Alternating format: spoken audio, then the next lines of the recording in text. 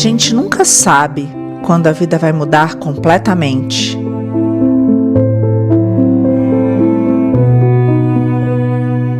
Um dia você acorda, abraça os seus filhos, trabalha e acredita que o mundo ainda pode ser justo. No outro, a sua vida vira do avesso e o país que você tanto acreditava te abandona. Que nosso patriota chega até aqui.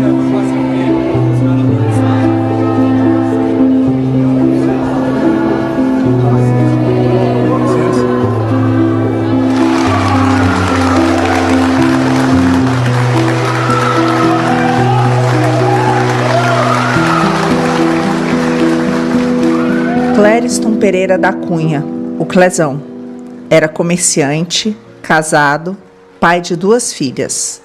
Nunca havia sido preso, nunca havia tido qualquer passagem pela polícia. E aí no dia 8 de janeiro, meu pai acordou e aí foram trabalhar. E aí eles acordaram em cima da hora e aí não deu tempo do meu pai tomar o medicamento dele e nem tomar o café da manhã aqui em casa. Ele estava no seu trabalho no momento das manifestações e há no processo as provas disso, tem imagens das câmeras de segurança do comércio dele em que mostram ele trabalhando 3, 4 horas da tarde. Está nos processos que as invasões dos prédios ocorreram ali por volta das 2h30 da tarde.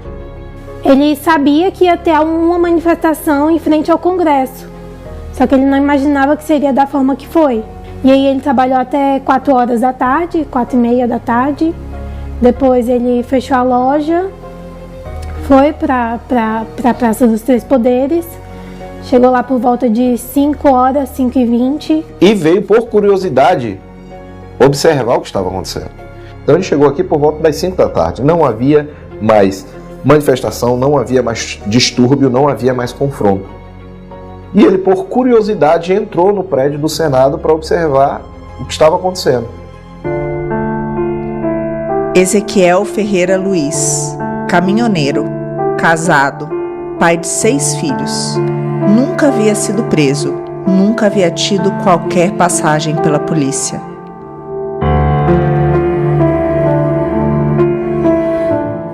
Meu nome é Vanessa, eu sou a esposa do Ezequiel Ferreira Luiz.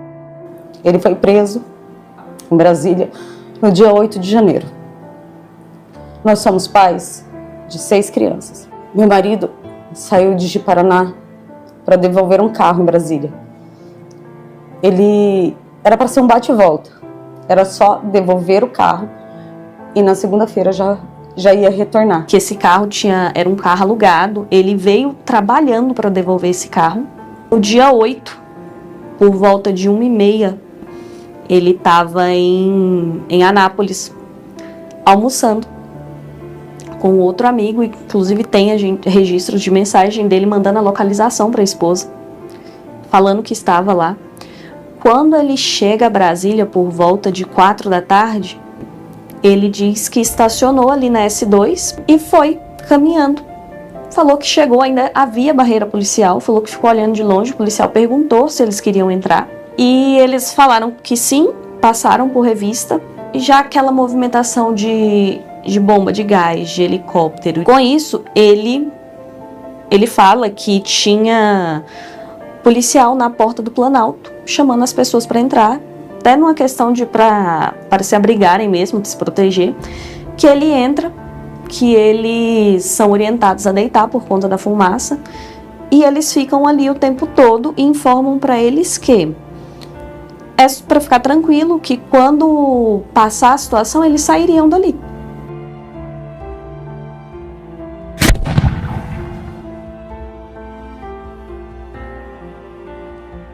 Débora Rodrigues dos Santos, cabeleireira, casada, mãe de 2 filhos. Nunca havia sido presa, nunca havia tido qualquer passagem pela polícia. Débora veio para Brasília, ela mora em Paulínia, São Paulo.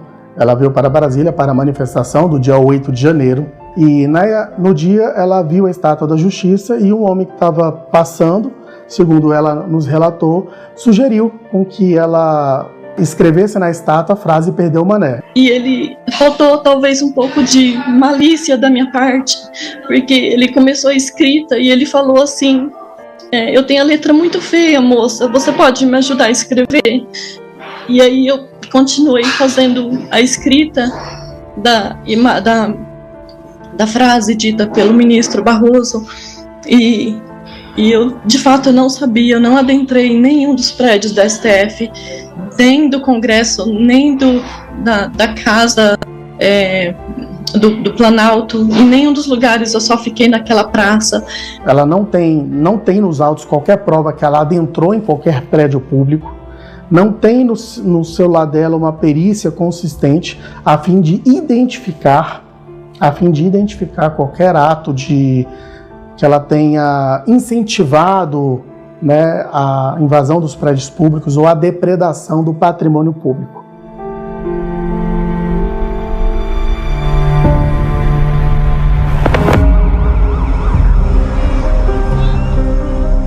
Gleison Clovis Wolff trabalhava em uma padaria, casado e ansioso pela chegada do primeiro filho.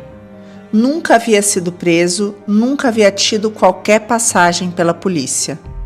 Eles estavam de férias e o pastor da igreja do Gleison, ele mora em Brasília. Como os ônibus, eles foram anunciados que os ônibus seriam gratuitos para Brasília, o que a Gisele falou? Falou: Gleison, a gente não vai pagar a passagem para ir de ônibus, a gente aproveita, né, visita o nosso pastor e depois eles iriam para, salvo engano, Caldas Novas.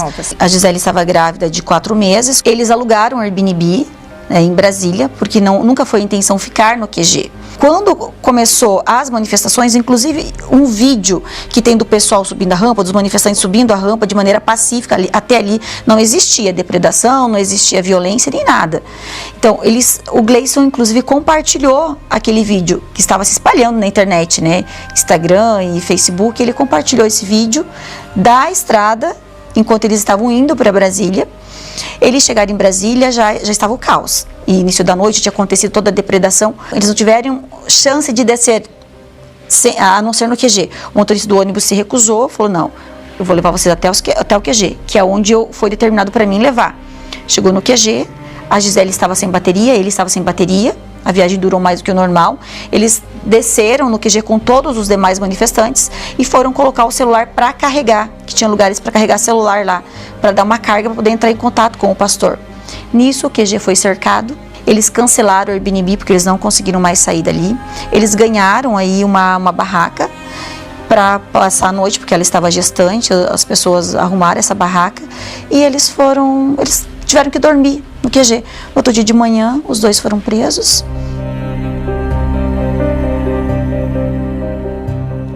Ademir Domingos Pinto da Silva, vendedor ambulante. Nunca havia sido preso, nunca havia tido qualquer passagem pela polícia. Na sexta-feira, eu fui aqui em Porto Alegre, onde tem uma galeria chamada Galeria Santa Catarina, aqui no centro de Porto Alegre. Ali eu efetuei a compra das mercadorias, que eu comprei bonés camuflado, comprei camisetas do Brasil, comprei bandeira dos 2 lados do Brasil, arrumei as coisas e fui para viajar. Daí desembarcamos do ônibus, todo mundo, eu desembarquei, tirei minhas mercadorias, comecei a vender. Já tinha vendido algumas coisas no ônibus, né? Que o pessoal que estava subindo, já vendi bandeiras no ônibus, vendi camisetas no ônibus, vendi bandeiras no ônibus. Daí, como já estava chegando próximo de Brasília, cheguei lá, guardei as coisas, desci do ônibus, né? Lá em Brasília, pelas 19 horas. Daí o que aconteceu depois lá foi que pelas 20 horas, 21 horas, nós fomos cercados pela polícia lá.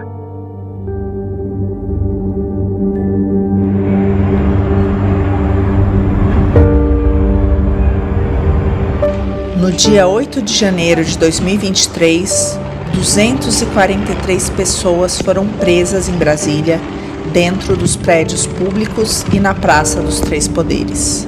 No dia seguinte, 1.929 pessoas que acampavam no quartel-general do Exército foram levadas à Academia Nacional de Polícia.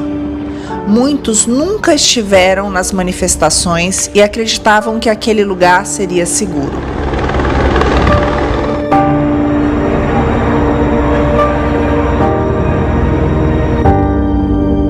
nesse momento, os processos, o senhor Clériston percorre ali o caminho por dentro do Senado, você consegue observá-lo, ele está ali com a bandeira do Brasil, não depreda nada, não confronta a polícia, não realiza nenhum ato de violência.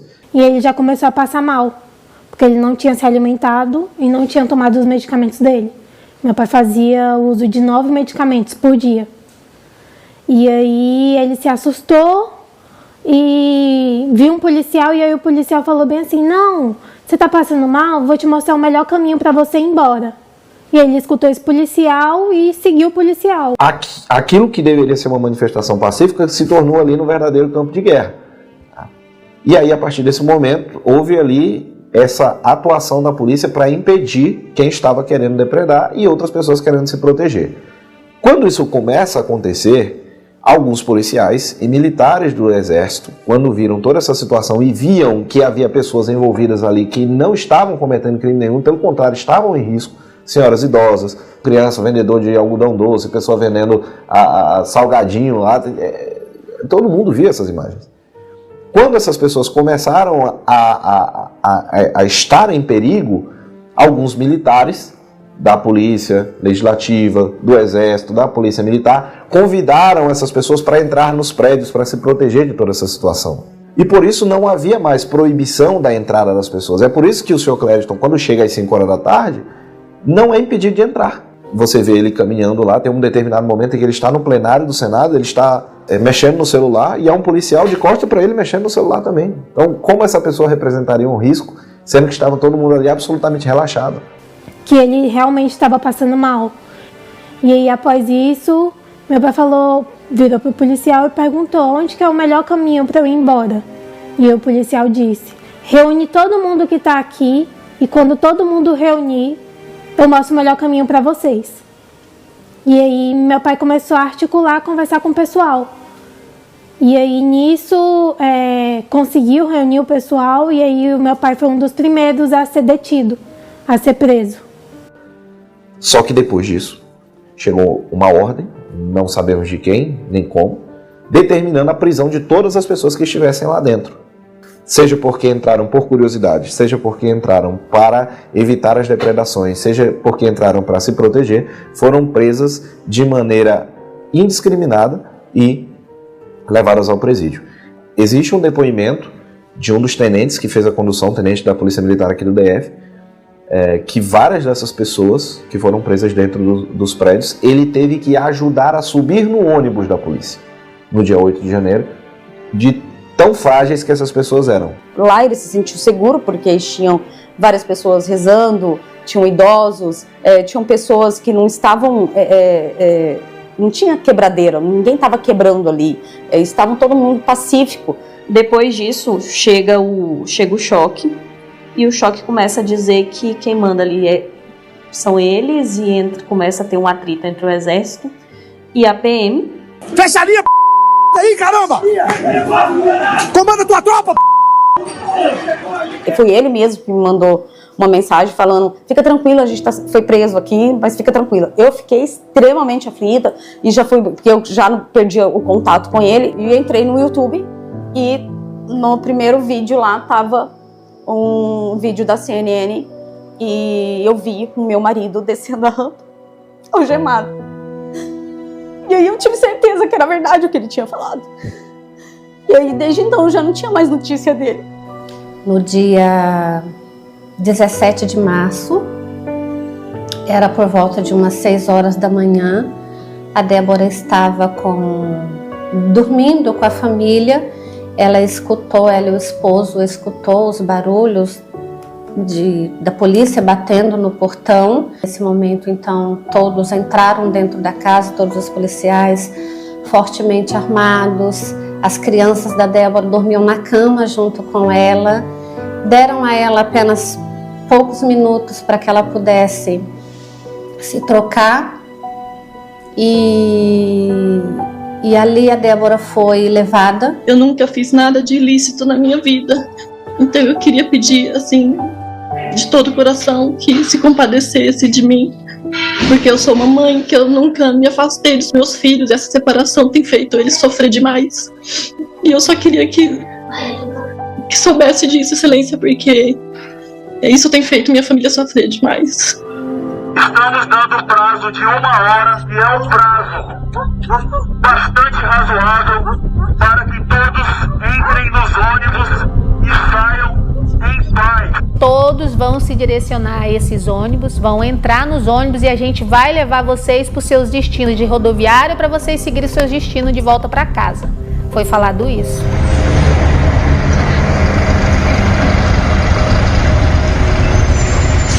Quando a gente viu que eles já estavam direcionando fora, né, de Brasília, assim, retirado, e quando eles chegou, eu vi, a primeira coisa que eu avistei bem de longe era que estava escrito Academia da Polícia Federal. E daí, quando eu olhei aquilo, a minha ficha meio que começou a cair. Eu falei assim, eles vão prender a gente. Está nas mãos do meu Jesus, que vivo está. E daí, quando foi em torno de umas 7h30 da noite, veio umas pessoas lá, policiais, enfim, e começou a falar com a gente, olha, vocês agora vão passar por uma triagem, vai ser montado 2 filas aqui. Uma fila para quem tem comorbidade e outra fila para quem, né, tá aqui não tem comorbidade nenhuma. Calma aí, gente, na fila, por favor. Eu vou contando todo mundo. Por favor, bora na fila aí, Aí me levaram para uma sala e levaram o meu esposo para outra sala, né? Falaram para mim assim, como que você, uma pessoa que tá gestante, vieram aqui para Brasília, quebrar tudo em Brasília? Eu falei para ela, mas eu nem estive lá, moça. Aí ela terminou de me revistar tudo e falou para mim assim, olha, moça, você tá liberada. Você vai poder já ir, entrar no ônibus e ir. Eu falei assim, não, mas eu não posso ir agora. Tô esperando meu esposo, que ele tá do lado, a gente tá junto, né? Aí ela falou assim, não, você vai no próximo ônibus, seu esposo é outra história. Aí eles me deixaram numa rodoviária, eram umas 10h40 da noite, assim. Aí eu sentei, né, adentrei lá pra rodoviária, sentei, e cada ônibus que chegava, eu tinha a esperança que ele descesse daquele ônibus. As pessoas foram presas, começaram a ser presas ali no dia 8, né, por uma ordem ilegal do ministro Alexandre de Moraes, que atendeu um pedido da Advocacia Geral da União e do senador Randolfo Rodrigues. Ambos não tinham legitimidade para pedir a prisão dessas pessoas. As pessoas que foram presas dia 8, as testemunhas de acusação, que são os policiais que conduziram essas pessoas, afirmam que acreditavam que as pessoas iriam até a delegacia, iam fazer um termo circunstanciado de ocorrência e seriam liberadas, como sempre aconteceu em todas as manifestações que saíram do controle. Essas pessoas, nenhuma delas recebeu voz de prisão, elas foram levadas, eles diziam que levariam elas para a rodoviária para que elas desocupassem aquele local ali, e na verdade elas foram levadas para o que a gente chama hoje de campo de concentração, que era a Academia Nacional de Polícia.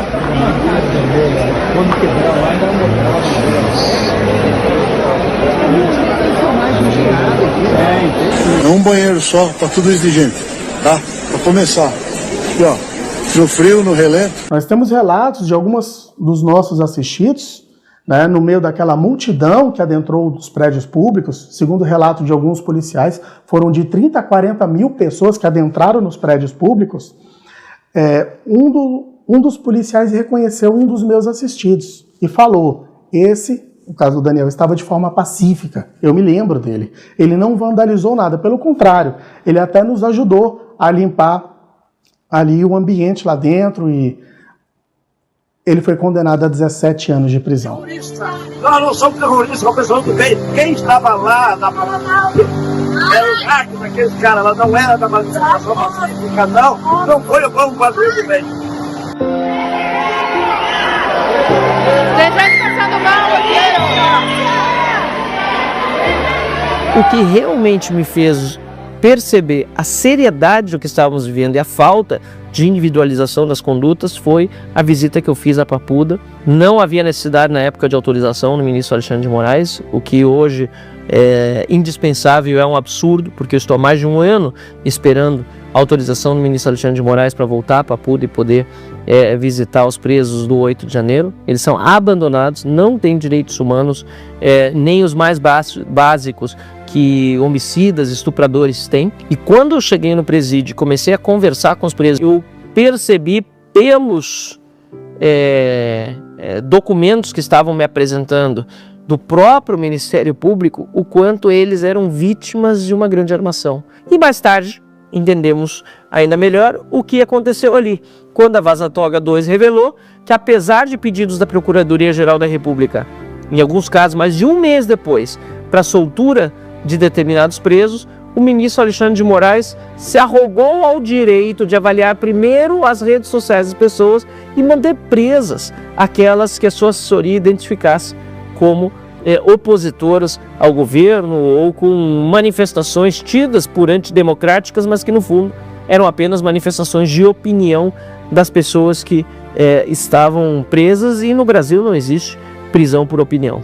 E assim que eu assumi o caso do Ademir, ele já me entregou as notas, estava com outro advogado, eu fui atrás, consegui as provas, imediatamente já fiz o pedido de revogação de prisão.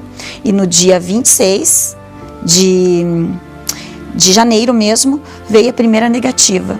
E nessa negativa, a fundamentação foi de que iria converter a prisão dele para preventiva, manter a prisão do Ademir, com base em uma certidão que supostamente foi elaborada aí pelo TSE, onde ele teria, mesmo após a prisão, usado redes sociais.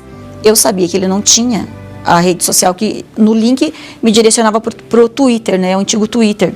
E quando eu olhei, para minha surpresa, o link me direcionava para uma página do Twitter, aonde a última postagem dele foi em 2018 e falava, era uma crítica contra a ex-presidente Dilma Rousseff. Para essas pessoas, quando as portas se fecharam, fecharam também as esperanças. O país que diz garantir direitos humanos esqueceu deles. E o mais absurdo é que todos foram enquadrados como parte de uma organização criminosa, sem nunca terem se visto antes. Clezão morreu sem julgamento. Ezequiel, 14 anos de prisão. Ademir, um vendedor ambulante que estava apenas trabalhando 1 ano. Débora, 14 anos de prisão. Não foi uma simples pichação. Maioria do STF condena Débora Rodrigues a 14 anos de prisão. Mais de 1.000 pessoas foram presas. A maioria passou meses na Papuda e na Colmeia, sem uma acusação formal apresentada. No dia 10 de janeiro, o Sr. Clériston teve a primeira consulta médica, onde ele informou que possuía comorbidades graves, apresentou um laudo médico da sua médica que lhe atendia ali no Hospital Regional de Taguatinga, dizendo que ele tinha problemas no coração de imunossupressão por conta da Covid, que ele sofrera 2 anos antes, e que ele necessitava de tratamento médico especializado porque ele corria risco de morte. Isso está no laudo médico. E a gente falou que meu pai tinha sido preso. E aí a médica, assim, entrou em choque e em desespero ao mesmo tempo. Não, o Clériston não pode ficar preso. Ele vai morrer lá dentro. Ele não pode ficar lá preso. Ele precisa continuar fazendo as consultas dele, tomando os medicamentos dele. O Sr. Clériston começou a definhar durante todos esses meses em que passou na prisão, padecendo de um tratamento médico adequado. E a defesa dele passou a fazer vários pedidos para que ele pudesse sair para fazer o tratamento médico conforme a recomendação da médica que lhe atendia. E todas as vezes a Procuradoria-Geral da República emitia pareceres contrários à liberação e, consequentemente, o ministro as negava, o ministro Alexandre de Moraes. Até que, no dia 1º de setembro de 2023, com base nessa documentação médica apresentada, a Procuradoria-Geral da República apresentou um parecer favorável à liberação do Sr. Clériston. O processo ficou para a decisão do ministro Alexandre de Moraes do dia 1º de setembro até o dia 20 de novembro de 2023, ou seja, 80 dias sem resposta.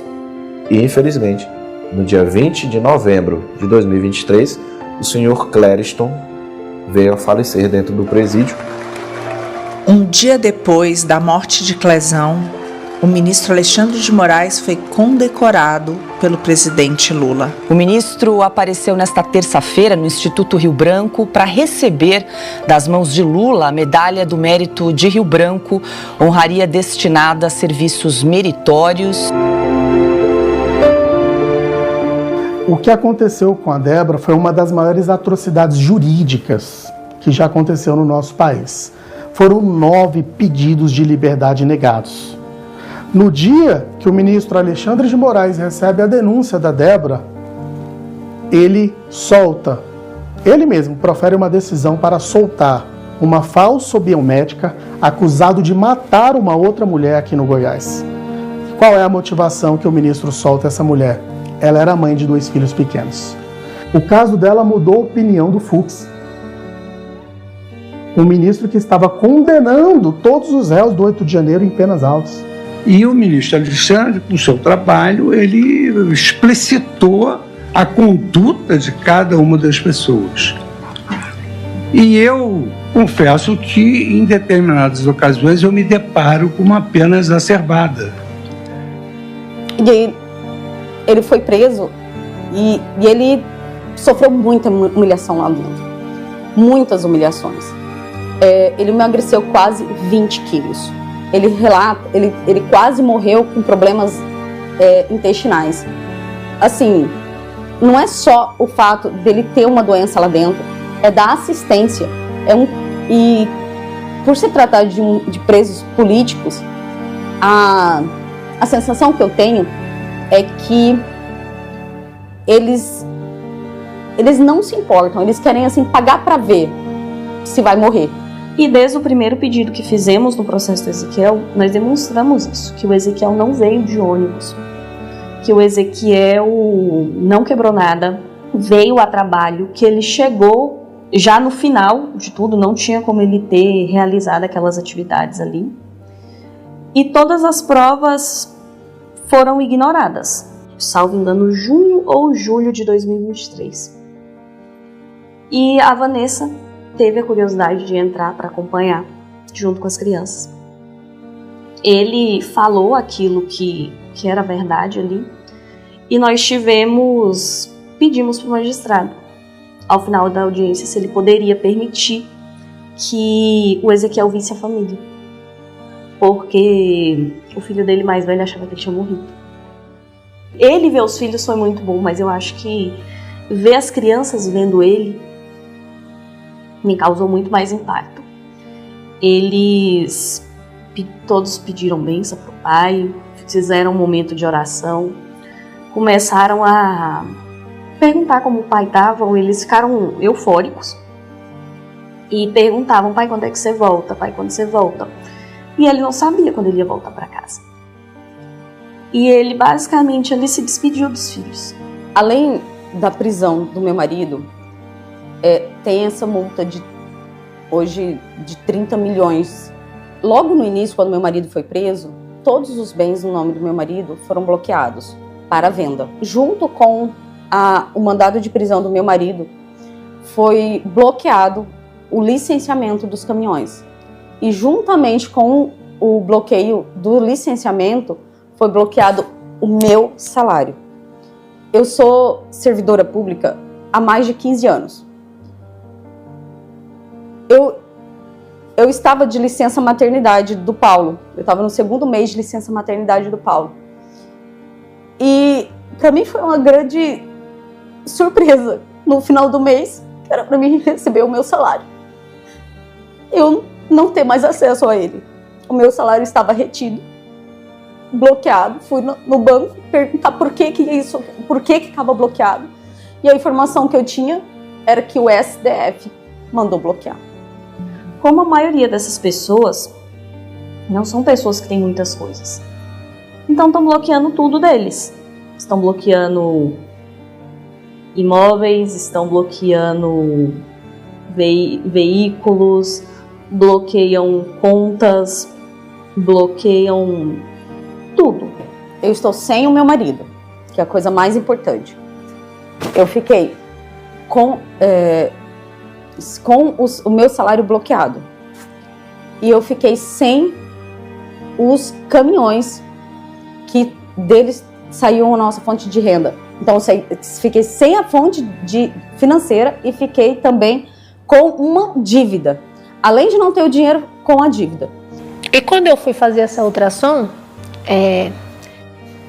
o doutor, ele começou fazendo ultrassom, estava tudo bem, aí de repente ele começou a demorar. E ele estava focado muito na cabeça do neném. E eu percebia que ele passava várias vezes assim, ultrassom no rumo da cabeça do neném.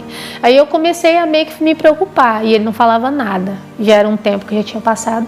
Aí ele parou e falou assim para mim: olha, mãe, ele falou para mim, eu tô vendo aqui que o desenvolvimento da cabecinha do teu bebê não tá normal, ele falou para mim. E quando ele falou isso, eu meio que me anestesiei. Eu fiquei sem resposta. Eu falei: como assim, doutor? Ele falou: aqui na cabecinha dele eu vejo que não está desenvolvendo bem. E possa ser que o seu filho não vai nascer. Ele falou pra mim. Porque o Isaac, por ele ser uma criança com as malformações, ele não pode ser operado tipo aqui em Cacoal, porque não tem o amparo de equipe multidisciplinar e UTI neonatal para ele, né? Aí a gente precisava viajar para fora através de TFD, que era tratamento fora do estado. E o meu esposo com tornozeleira era muito transtorno e difícil para a gente conseguir. E o Isaac estava precisando urgentemente de 3 cirurgias, que ele não estava ganhando peso, ele precisava fazer uma gastrostomia, uma cirurgia de hérnia e tinha que ser com urgência, né? E daí a gente conseguiu a liberação e quando a gente chegou no aeroporto, que eu não lembro qual dos aeroportos que era, a gente foi meio que barrado lá por causa da tornozeleira. Aí nós ficamos lá naquele transtorno, né? Com o nosso filho, sem poder seguir. E eles chamaram alguns policiais federais, foram lá e ficamos por um tempo. E através dessas humilhações todas, dessas situações que a gente precisava seguir o tratamento de saúde do nosso filho, do Isaac, ele tomou a decisão de fazer um acordo que eles ofereceram, um acordo para as pessoas retirarem a tornozeleira. A gente conversou e ele decidiu assinar esse acordo para retirar a tornozeleira. Aí você fala para uma pessoa que foi presa 5 meses, que teve a vida comprometida, a vida do filho comprometida, todas as injustiças que eles sofreram, que ele reconheceu 2 crimes que ele não cometeu para extinguir a punibilidade e como se nunca houvesse existido o processo. Mas ele vai levar para sempre as marcas da prisão e de toda a injustiça que ele sofreu. Para mim chamou muita atenção porque enquanto eu visitava os presos, eu fui passando de cela em cela, corredor estreito e as celas todas superlotadas, como infelizmente comum nos presídios brasileiros, e ele foi um dos que veio na minha direção e se apresentou, e para comprovar, ele disse: eu era um vendedor ambulante, fui preso, e para comprovar que era um vendedor ambulante, tinha sido preso, ele puxou de fato da cintura um maço de dinheiro e disse: isso aqui foi uma das vendas que eu fiz no fim de semana. Então aquilo me chocou ainda mais, porque ficou muito claro que aquele cidadão, ele estava preso somente por estar lá. Os presos do 8 de janeiro, no meu entendimento, foram torturados de forma física e psicológica. E isso não sei o que falo.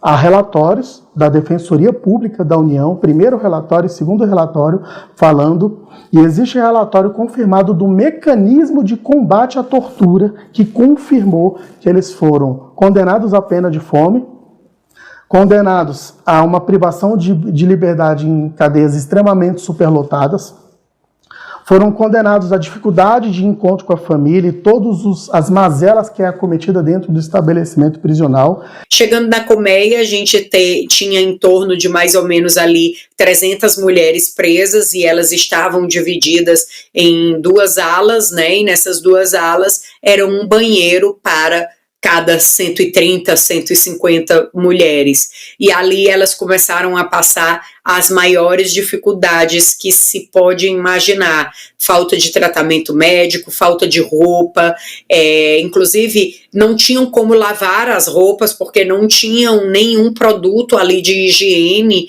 o presídio não estava pronto para receber aquela quantidade de mulheres, de pessoas, tanto no feminino quanto no masculino.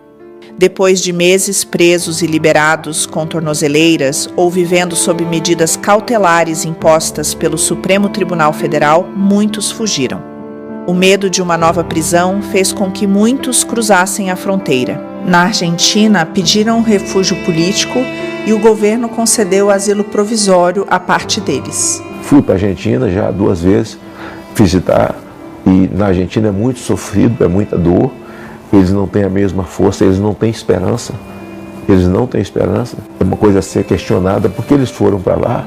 Gente, nós estamos saindo da Casa Rosada, aqui, no Palácio do Governo, e nos reunimos com as autoridades que realmente têm relação com o caso dos brasileiros que estão aqui. É importante lembrar que pedir asilo político não é crime em nenhum lugar do mundo. Mas até isso agora a Polícia Federal e o governo Lula querem criminalizar.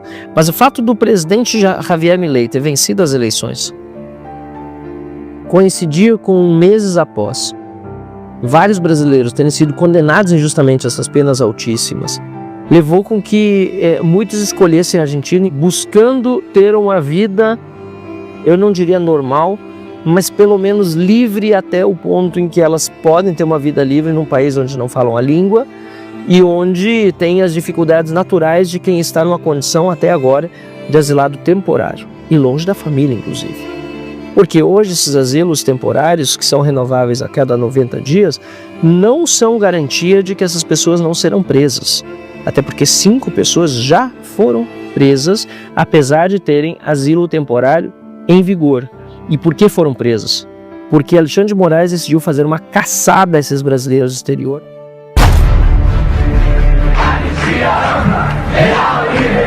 A anistia é o reencontro da nação consigo mesma. Os crimes de qualquer natureza praticados por motivação política. A última vez em que brasileiros buscaram refúgio político fora do país foi durante a ditadura militar. Entre eles, Caetano Veloso, Gilberto Gil, Chico Buarque.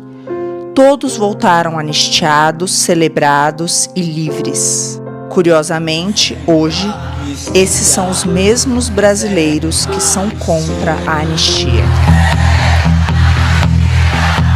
O 8 de janeiro é um episódio de baderna, de arruaça, como tantos outros que a República já testemunhou em vários governos. No governo da presidente Dilma, nós tivemos a invasão do Itamaraty, a depredação do Itamaraty, no meio daquele movimento Não Vai Ter Copa. Vândalos adentraram o Palácio do Itamaraty, quebraram vidros, promoveram baderna. Depois nós tivemos também no governo do presidente Michel Temer. O protesto em Brasília contra o presidente Michel Temer terminou em vandalismo. Um grupo de pessoas usando máscaras no rosto promoveu um quebra-quebra em meio à manifestação. Eles destruíram persianas e vidraças de pelo menos 5 ministérios, entre eles o da Integração Nacional, o do Trabalho e o da Agricultura. Arruaças em Brasília, a ocupação de prédios, de próprios. Quando eu era presidente da Câmara, houve também uma atuação de um grupo de sem terra, invadindo a Câmara, depredando, quebrando tudo, destruíram os caixas eletrônicos, estátuas, feriram gravemente um servidor da segurança da Câmara. Mas eu nunca chamei esses baderneiros de golpistas. E continua voando ainda, pedaços de pau, e a polícia reage do outro lado com arma de choque. Quando a situação parecia ficar tranquila, um novo confronto tem início. Nenhum desses episódios levou ao enquadramento dos atores como golpistas, ou como terroristas, ou como coisa parecida. Tinha sido combinado que esse era o limite. Infelizmente, vem uma molecada na frente, é normal isso também, gente. Isso não é nem o fim de mundo, faz parte. Em Rio, dia 2 de janeiro, foi uma baderna. igual àquela que elementos do MST e do PT fizeram no governo Temer, chamando de golpista por causa do impeachment da presidente Dilma, e invadiram o Congresso Nacional, depreendendo o Congresso Nacional e ferindo pessoas, coisa que não houve no dia 8 de janeiro. Todos os líderes da insurreição comunista de 1935 saíram da prisão. O próprio Prestes, o capitão Luiz Carlos Prestes, líder da rebelião, foi anistiado, os outros foram anistiados. Você tem a anistia de 1979, no governo do presidente João Figueiredo, a anistia de todos os envolvidos na repressão e no combate ao regime militar. Foram anistiados os que sequestraram embaixadores, foram anistiados os que assaltaram bancos, foram anistiados os que praticaram a luta armada contra o governo militar, mas foram anistiados também os envolvidos na repressão, os acusados de tortura, chamados crimes conexos, todos foram anistiados e o país passou a respirar, então, um novo momento, que era o momento da reconstrução. No caso do 8 de janeiro, há uma reparação a fazer, que é o tipo do crime que é atribuído aos participantes daquelas badernas, daquelas arruaças, que é a da tentativa de golpe, que eu acho que não houve, que é errado atribuir a eles uma tentativa de golpe. Aquelas pessoas não tinham os meios, os instrumentos, os mecanismos, o apoio social, político, partidário. Não havia um governador, um prefeito sequer, um único partido político, um órgão da imprensa, uma embaixada, por mais modesta que fosse, do país mais modesto do mundo, que estivesse apoiando. Disseram que o socorro chegou após 16 minutos que ele caiu. E disse que o presídio tinha feito de tudo para salvar a vida dele. Mas depois do sepultamento do meu pai, a gente soube da verdade, porque a Defensoria Pública foi lá no dia 21 de novembro e perguntou para os presos que presenciaram o dia que meu pai faleceu. E aí, o socorro chegou após 40 minutos que meu pai caiu. Lá no presídio, na Papuda, não tem desfibrilador. Então, eles não tentaram salvar a vida do meu pai. Nada mais vai trazer meu pai de volta. Nada. E vai ser uma ferida que nunca vai cicatrizar, nunca.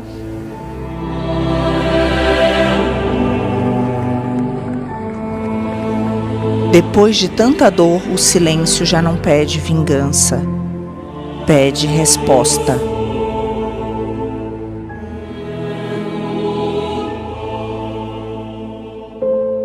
Enquanto os rostos dessas pessoas sumiam das manchetes, os números continuavam crescendo. Até o momento, 1.628 ações penais. 1.198 pessoas responsabilizadas. 643 já condenadas. E penas de até 17 anos. E para cada número, há uma família que ficou para trás.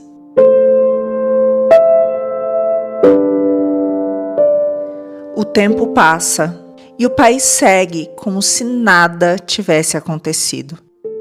Mas há feridas que o silêncio não cura, há erros que não prescrevem. Um dia, o Brasil vai ter que olhar de novo para si mesmo e admitir que confundiu justiça com vingança. Anistia não é esquecimento, é o início de uma cura.